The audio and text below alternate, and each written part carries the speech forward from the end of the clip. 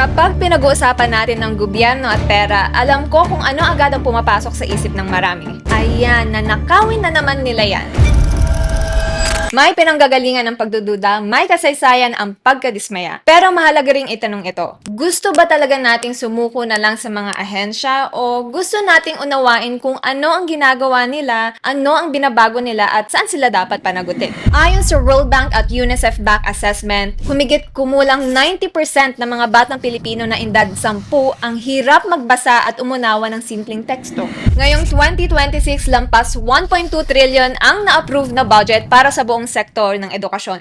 Kasama na dito ang CHED at TESDA. So, I asked our boss here at PGMN if he could connect me to Education Secretary Sonny Angara. You see, I love education and I love kids. And my primary objective was to personally ask questions about the things within our education system that troubled me. The quality of education, teachers' pay, the corruption from the past administrations, and ask him directly what his solutions are. So here are the programs that the DepEd is currently doing.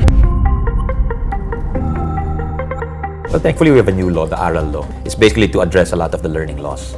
And it's a form of tutorial. And the focus is really on the foundation skills of kids, which is literacy and numeracy, reading, writing, and mathematics. Pangalawa, Literacy Remediation Program and Bawat Bata Makababasa Program.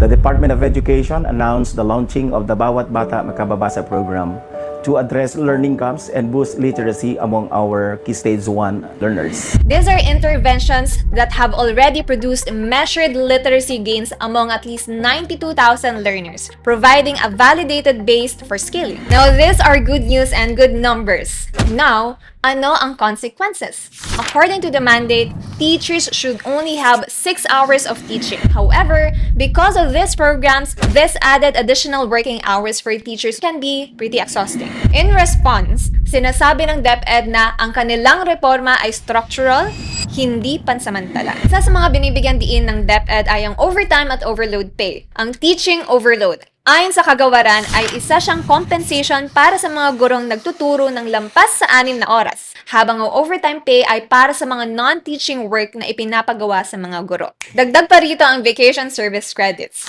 Sa bisa ng DepEd Order No. 13 Section 2024, nadagdagan mula sa 15 days naging 30 days ang vacation service credits ng mga guro. Ayon sa DepEd, maaari itong gamitin kapag may karamdaman, personal na pangangailangan o upang maiwasan ang salary deductions, bilang bahagi ng layuning pagaanin ang working conditions ng mga guro.